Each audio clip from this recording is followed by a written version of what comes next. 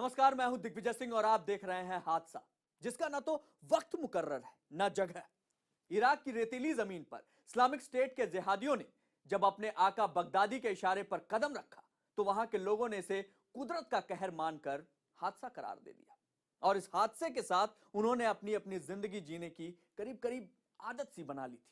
लेकिन हालात अब फिर बदलने लगे हैं और ये बदले हुए हालात वहां के बाशिंदों के लिए वाकई किसी हादसे से कम नहीं।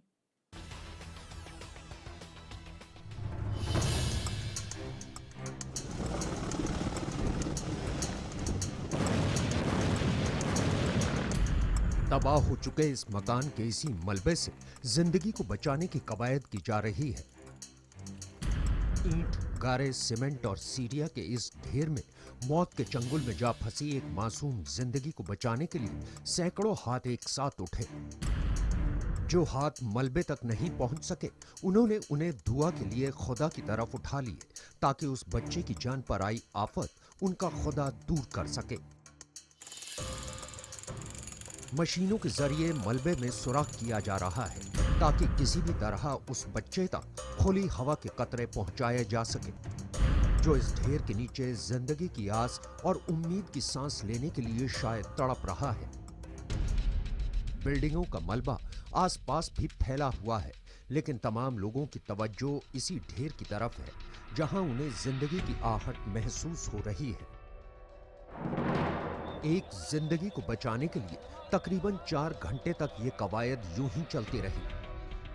सिविल डिफेंस का बचाव दल पूरी शिद्दत से यहां पत्थर हो चुके मलबे का सीना चीर डालने की कोशिश में लगा हुआ है और ये जद्दोजहद उस वक्त तक यूं ही जारी रही जब तक एक मासूम जिंदगी को इंसानियत के हाथों ने उसे अपनी गोद में उठा नहीं लिया। बारूदी धमाकों से पूरी तरह तबाही की कगार पर जा पहुंचे इस इलाके में आखिरकार एक जिंदगी ने कम से कम अपनी जंग तो जीत ली। यहां एक 6 साल के मासूम को मलबे से निकालकर जिंदा बचा लिया गया।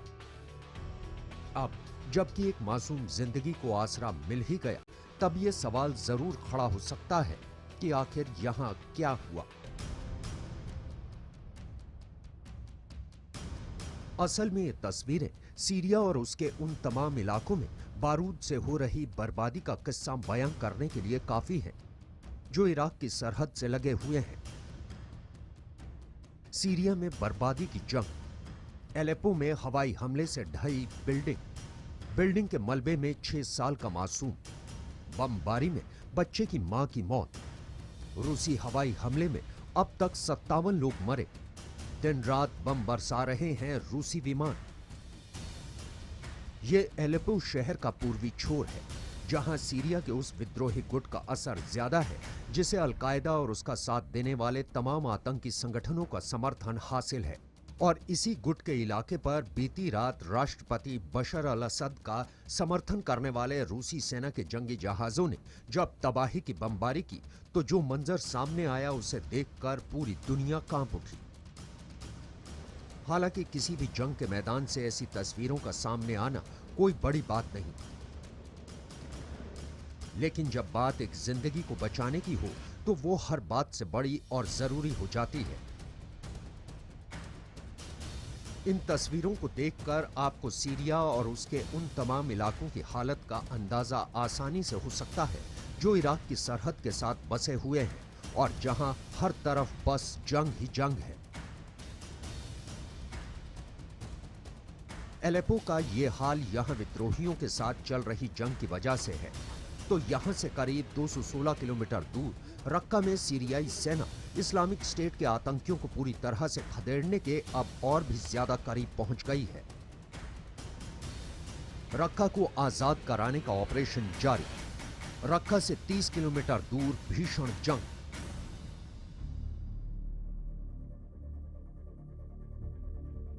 दुनिया भर में अपने नाम की पताका फहराने को बेताब बगदादी और उसके आतंकियों ने जब सीरिया के रक्का शहर पर कब्जा किया था तो इसे ही अपने इस्लामिक स्टेट का मुख्यालय घोषित कर दिया था।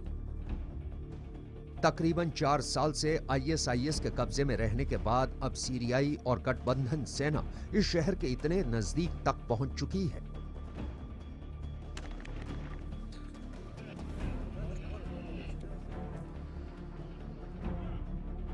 इस इलाके को आतंक के साए से आजाद कराने को तैयार रूसी लड़ाकू विमान अपने तरकश में मौजूद सबसे खतरनाक मिसाइलें दाग रहे हैं। हमला इतना सटीक है कि पल भर में बड़ी इमारतें भी आग और धुएं के गुबार में बदल जाती हैं। आगे बढ़ती सेना के बढ़े हुए हौसले और रेतीली जमीन से उखड़ते आईएसआईएस के कदमों की वजह से अब लड़ाई दिन के वक्त भी आसानी से देखी जा सकती है। उधर समंदर पर तैनात जंगी जहाजों पर लड़ाकू विमानों को क्रूज मिसाइलों से पूरी तरह से लैस किया जा रहा है। दरअसल रूस के जंगी जहाज का बेड़ा भूमध्य सागर में तैनात है और वहीं से उसने सीरिया को जंग का मैदान बनाने पर उतारू विद्रोही गुट के साथ साथ बगदादी के आईएसआईएस पर निशाना साधने की तैयारी की है। और खबरों के खुलासे पर यकीन किया जाए तो रूस के इस ताजा हमले ने अल-कायदा से जुड़े एक आतंकी समूह को निशाना बनाया, जिसे अब फतह अल शाम फ्रंट के नाम से भी जाना जाता है। रूस की खुफिया एजेंसियों की खबरों को मान लिया जाए तो इस हमले ने सीरिया में विद्रोही गुट को करारी चोट पहुंचाई है और अल-कायदा के 3 बड़े कमांडर मोहम्मद हलाला, अबू जाबिर हरमुजा और अबुल बहा अल अफसरी मारे गए हैं। सेना के धूल उड़ाते लश्कर लगातार रक्का की तरफ बढ़ रहे हैं।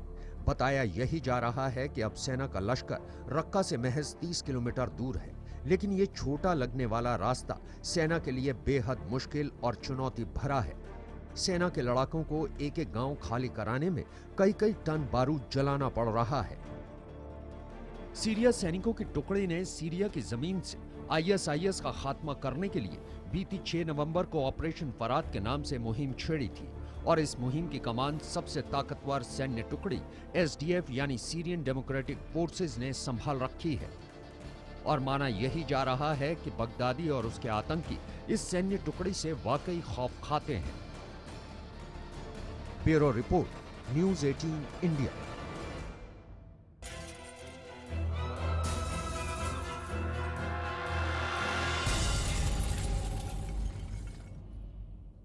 तसव्वुर में न जाने कातिबे तकदीर क्या था, उनका अंजाम लिखा था उनके आगाज से पहले। मोसुल की आज की जमीनी हकीकत कुछ ऐसी ही नजर आ रही है। खासतौर पर आईएसआईएस के दरिंदों के कब्जे से जो इलाके छुड़ाए जा रहे हैं, वहां ऐसा मंजर सामने आ रहा है जिसे देखकर रूह तक कांप उठती है।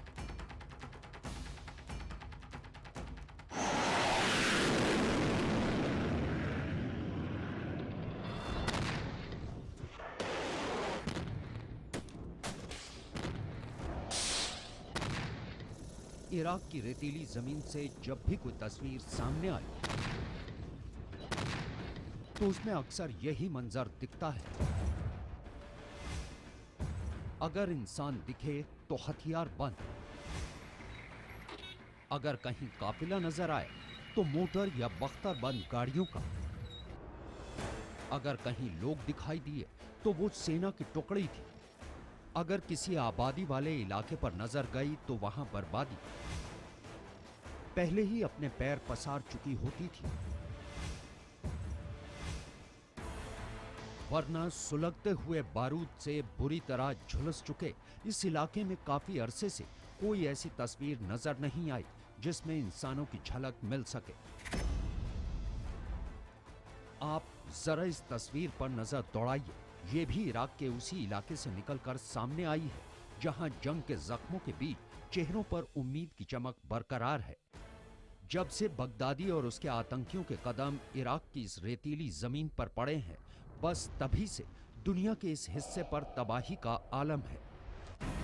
ये मोसुल के करीब का वो हिस्सा है जिसे सेना ने हजारों टन बारूद के टीले पार करने के बाद बगदादी के आतंकियों से आजाद करवाया है।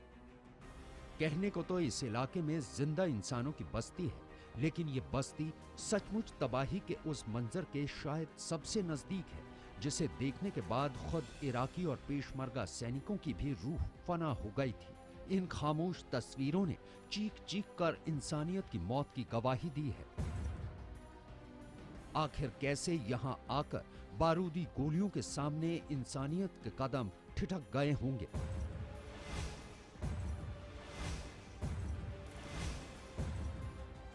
मास्क से ढके चेहरे ऐसा भी गुमान दे सकते हैं कि इस इलाके की उड़ती हुई रेत से बचने का ये कारगर तरीका हो, लेकिन ये सच नहीं है। एक टीले के इर्द गिर्द मौजूद वर्दी और बेवर्दी लोगों को एक साथ देखकर इससे पहले आप किसी नतीजे तक पहुंचे, हम उन सवालों के जवाब दे देते हैं जिन्होंने इन तस्वीरों के सामने आने के बाद आपके जहन में झांकना शुरू कर दिया है। रेतीली जमीन पर कूड़े सा लगने वाला यह ढेर और टीले के इर्द गिर्द सैनिक और गैर सैनिक लोगों की ये आमद दरअसल उस कब्रिस्तान की गवाही है जिसे यहाँ खुले आसमान के नीचे बगदादी के आतंकियों ने बनाया। और इस इलाके को आईएसआईएस के आतंकवादियों से आजाद करवाने के बाद जब इराकी फौज यहाँ पहुंची तो उसे करीब 250 से ज्यादा लोगों की लाशें बिखरी हुई हालत में मिली। कुछ लाशों की हालत इस कदर खराब हो चुकी थी कि मुकम्मल इंसान के तौर पर उसकी पहचान करना मुश्किल ही था।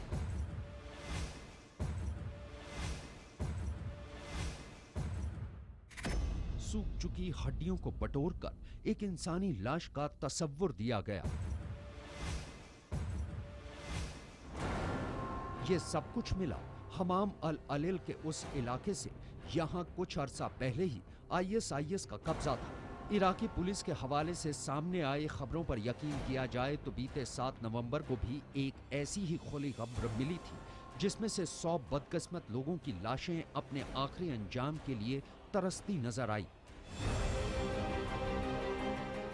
मोसुल से करीब 19 मील दूर दजला नदी के किनारे हमाम अल अलिल को 10 रोज पहले ही बगदादियों के आतंकियों से आजाद करवाया गया, लेकिन जब गुरुवार को इस तमाम इलाके की छानबीन की गई तो 250 लोगों का एक कब्रिस्तान नजर आया। आशंका यही जाहिर की गई है कि यह कब्रिस्तान मोसुल के ही बाशिंदों की है, जिन्हें आईएसआईएस के आतंकवादियों ने अपनी ढाल के तौर पर उस वक्त इस्तेमाल किया जब वो फौज की गोलियों का निशाना बनने से बचने के लिए यहाँ से भागने की फिराक में थे।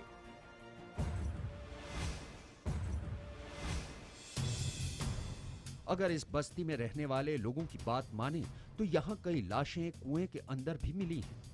ऐसा माना जा रहा है कि जिस वक्त इस्लामिक स्टेट के आतंकवादियों के पैर मोसुल के आखिरी किले से पूरी तरह से उखड़ने लगे और वो यहाँ से भागने लगे तो उस वक्त उन जालिमों ने तबाही की ऐसी इबारत लिखी जिसे देखकर आप भी थर्रा उठेंगे। लेकिन आतंकियों की बात यहीं खत्म नहीं हो जाती। मोसुल के आसपास के इलाकों को खाली करते वक्त आईएसआईएस के आतंकियों ने कदम कदम पर मौत बिछा दी थी ताकि इस जमीन पर सेना के कदम जैसे ही पड़े तो उसका सामना सबसे पहले बारूदी मौत से ही हो। इराकी और कुर्दिश सैनिकों ने अब इस्लामिक स्टेट के मुख्यालय कहे जाने वाले मोसुल के ज्यादातर हिस्सों को जिहादियों के चंगुल से छुड़ा लिया है और सेना अपने पूरे लाभ लश्कर के साथ शहर में दाखिल होने लगी है। लेकिन बारूदी सुरंगें हर उस रास्ते पर पहरेदार की तरह मौजूद हैं जहां से इराकी सेना की टुकड़ी निकल रही है।